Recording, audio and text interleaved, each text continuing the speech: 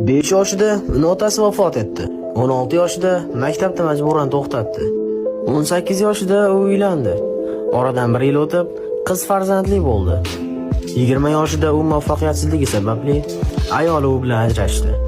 Yillar davomida u juda ko'p joylarda past maoshga ham ishlab yurdi. Axiri $105 bilan u nafaqaga chiqdi. Qiyinchiliklarga chidamay qolgan qariya o'z joniga qasd qilmoqchi bo'ldi. Daryo oldiga bordi va o'zini suvga tashlamoqchi bo'ldi. Lekin u bexosdan shuni o'yladiki, u boshqalardan ko'ra yaxshiroq qiladigan ishi, ya'ni mazali taom pishirish edi.